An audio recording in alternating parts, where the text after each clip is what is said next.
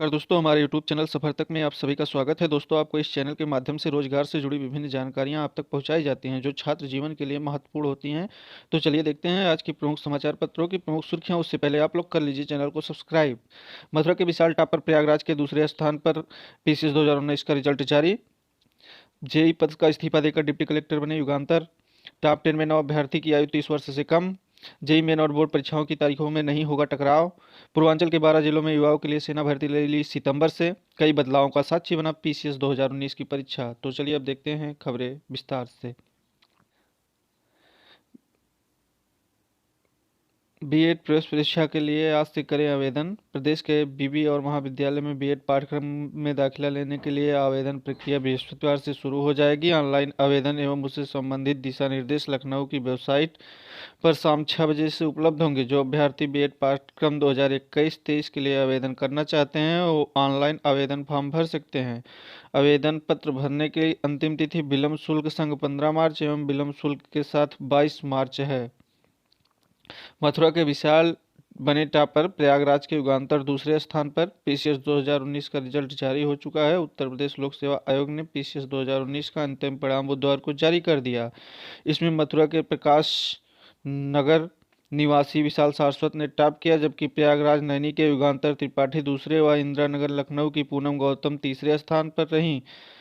परीक्षा में कुल 25 प्रकार के 453 पदों पर कराई गई थी। 434 अभ्यर्थी अंतिम रूप से सफल हुए। वहीं योग्य अभ्यर्थी न मिलने से 19 पद खाली रह गए। आयोग की सूचना पट और वेबसाइट पर अंतिम परिणाम जारी हो गया है। यूपीएससी ने 16 अक्टूबर 2019 को पीसीएस के 453, एसीएफ के 2 और आरएफओ के 53 पदों की भर्ती का विज्ञापन जारी किया था। ऑनलाइन आवेदन 13 नवंबर तक लिए गए थे। आयोग ने 15 दिसंबर को प्रदेश के 19 जिलों में 1166 केंद्रों पर प्रारंभिक परीक्षा कराकर उसका परिणाम 17 फरवरी 2020 को जारी किया। वहीं पीसीएस मुख्य परीक्षा के लिए 6119 अभ्यर्थी सफल हुए थे, जबकि भर्ती के 388 पदों के सापेक्ष साक्षात्कार के लिए 811 अभ्यर्थी सफल हुए थे। साक्षात्कार 28, 29, 30 जनवरी, 1, 2, 3, 4 फरवरी से लिया गया। साक्षात्कार में 808 अभ्यर्थी शामिल हुए। जेई के पद से इस्तीफा देकर डिप्टी कलेक्टर बने युगांतर। इंजीनियरिंग की पढ़ाई के बाद पीसीएस में इतिहास को रखा वैकल्पिक विषय। यूपी बोर्ड से की थी इंटरमीडिएट तक की पढ़ाई। कभी भी नहीं लिया था कोचिंग का सहारा। तो चलिए देखते हैं। पूरा फतेह मोहम्मद नैनी के रहने वाले युगेंद्र त्रिपाठी पेशे से इंजीनियर थे, लेकिन उन्होंने अपने भविष्य के लिए कुछ और ही सोच रखा था। राजस्थान और जयपुर में विद्युत वितरण निगम लिमिटेड में अवर अभियंता जेई के पद का इस्तीफा दिया और तीसरे प्रयास में ही उन्होंने पीसीएस में सफलता मिल गई। पीसीएस 2019 की मेरिट में दूसरे स्थान पर रहे युगांतर का चयन डिप्टी कलेक्टर के पद पर हुआ है। युगांतर ने यूपी बोर्ड से हाई स्कूल की परीक्षा वर्ष 2004 में माधव ज्ञान केंद्र इंटर कॉलेज नैनी से 79% अंकों से पास की थी। इंटरमीडिएट रणजीत पंडित इंटर कॉलेज नैनी से 79% अंक के साथ पास किया था। इसके बाद इन्होंने United college of engineering and research से बीटेक किया और राजस्थान में जयपुर विद्युत वितरण निगम लिमिटेड में जेई के पद को ज्वाइन कर लिया। लेकिन युगांतर ने अफसर बनने की ठान रखी थी, सो उन्होंने जेई के पद से इस्तीफा देकर प्रतियोगी परीक्षाओं की तैयारी शुरू कर दी। युगांतर त्रिपाठी अंग्रेजी माध्यम से पीसीएस परीक्षा में शामिल हुए और 29 वर्ष की आयु में डिप्टी कलेक्टर बनने का सपना पूरा कर लिया। उनका यह तीसरा प्रयास था और वह दूसरी बार पीसीएस के इंटरव्यू में शामिल हुए। युगांतर भले ही बीटेक किया हो, लेकिन पीसीएस मुख्य परीक्षा में उन्होंने अपना वैकल्पिक विषय इतिहास रखा। युगांतर के पिता रवि प्रकाश त्रिपाठी छिवकी रेलवे स्टेशन पर प्रबंधक के पद से रिटायर हो चुके हैं और मां मधु त्रिपाठी गृहिणी हैं। नहीं लिया कोचिंग का सहारा। पीसीएस परीक्षा परिणाम घोषित होने के बाद युगांधर ने कहा कि जब तक आपके मन में दृढ़ संकल्प नहीं होता मंजिल नहीं पाई जा सकती। उन्होंने बताया कि वह पीसीएस परीक्षा की तैयारी के दौरान रोजाना 10 से 12 घंटे की पढ़ाई करते थे। उन्होंने कभी कोचिंग का सहारा नहीं लिया। युगांतर का कहना है कि सफलता का कोई शॉर्टकट नहीं होता, केवल कड़ी मेहनत और अपने लक्ष्य को हासिल करने का जुनून होना चाहिए। युगांतर ने सफलता का श्रेय अपनी मां मधु त्रिपाठी तथा पिता रवि के साथ ही दोनों बड़े भाइयों को भी दिया है। युगांतर के बड़े भाई अंशुमान त्रिपाठी बेंगलुरु में सॉफ्टवेयर इंजीनियर हैं। दूसरे भाई Bhabha atomic research centre Mumbai में वैज्ञानिक हैं। टॉप 10 में 9 अभ्यर्थियों की आयु 30 वर्ष से कम रही। चर्चा का विषय रहा पीसीएस 2019 के परिणाम का बदला हुआ ट्रेंड। पीसीएस परीक्षा में शामिल होने के लिए अधिकतम आयु 40 वर्ष निर्धारित की गई है, लेकिन पीसीएस 2019 की टॉप 10 मेरिट में चयनित होने वाले 9 अभ्यर्थियों में से 9 अभ्यर्थियों की आयु 30 वर्ष से कम है।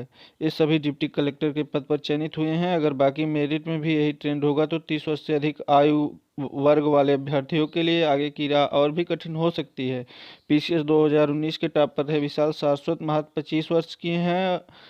मेरिट में दूसरे स्थान पर रहे युगांतर त्रिपाठी 29 वर्ष के हैं। मेरिट में चौथा स्थान हासिल करने वाले कुणाल गौरव की आयु 28 वर्ष है। इसके अलावा 5वें स्थान पर रही प्रियंका कुमारी का चयन 29 वर्ष में हो गया है।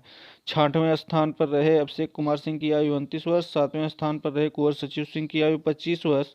8वें स्थान पर रहे नीलम यादव की आयु 30 वर्ष। 9वें स्थान पर रहे सिद्धार्थ पाठक की आयु 25 वर्ष और 10वें स्थान पर रही विकल्प की आयु 25 वर्ष है। जेईई मेन और बोर्ड परीक्षाओं की तारीखों का नहीं होगा टकराव। जेईई मेन और सीबीएसई समेत अन्य प्रदेश शिक्षा बोर्ड की 12वीं की परीक्षाओं की तारीख का अब टकराव नहीं होगा। नेशनल टेस्टिंग एजेंसी ने छात्रों को बड़ी राहत दी है। जिन छात्रों की जेईई मेन की मई की परीक्षा और बोर्ड की परीक्षा की तारीख में टकराव हो रहा था उन्हें अन्य तारीख दी जाएगी। हालांकि उससे पहले एनटीए से छात्रों की जानकारी जुटाएगा ताकि उसी के आधार पर आगे की तैयारी हो सके। एनटीए के सीनियर डायरेक्टर डॉक्टर साधना पारस्तर की ओर से छात्रों को पब्लिक नोटिस जारी कर दिया गया है। एनटीए को जानकारी मिली है कि जेईई मेन 2021 की मई की परीक्षा और सीबीएसई समेत अन्य प्रदेश शिक्षा बोर्ड की परीक्षाओं की तारीख में टकराव हो रहा है। जेईई मेन की मई की परीक्षा का आयोजन 24, 25, 26, 27 और 28 मई को करेगा। हालांकि कुछ परीक्षाओं की तारीख का टकराव है, इसलिए छात्रों को राहत देने के लिए एनटीए वेबसाइट पर 3 से 12 मई तक जेईई मेंस परीक्षा का ऑनलाइन आवेदन खिड़की दोबारा खुलेगी। पूर्वांचल के 12 जिलों के युवाओं के लिए सेना भर्ती रैली सितंबर से। नवंबर 2019 से किसी भर्ती रैली का नहीं हुआ आयोजन, तैयारियां शुरू हो चुकी हैं। भारतीय सेना का हिस्सा बनने के इच्छुक पूर्वांचल के 12 जिलों के युवाओं के लिए भर्ती रैली का आयोजन 22 महीने बाद आगामी सितंबर महीने में किया जाएगा। इसके लिए फिलहाल 3 सितंबर से 22 सितंबर की तिथि प्रस्तावित की गई है। रैली का कार्य योजना को मूर्त रूप देने के लिए छावनी क्षेत्र स्थित सेना भर्ती कार्यालय में तैयारियां अंतिम दौर में हैं। छावनी क्षेत्र स्थित सेना भर्ती कार्यालय की ओर से आखिरी बार पूर्वांचल के 12 जिलों के युवाओं के लिए रैली का आयोजन नवंबर 2019 में किया गया था। इसके बाद कोरोना वायरस के संक्रमण के कारण वर्ष 2020 में भर्ती रैली का आयोजन नहीं किया जा सका था। आगामी अप्रैल महीने में सेना भर्ती रैली के आयोजन की तैयारी है, मगर कार्यालय के निदेशक अन्य केंद्र में आयोजित रैलियों में व्यस्त हैं। इस वजह से अब आगामी सितंबर महीने में सेना भर्ती आयोजित की जाएगी।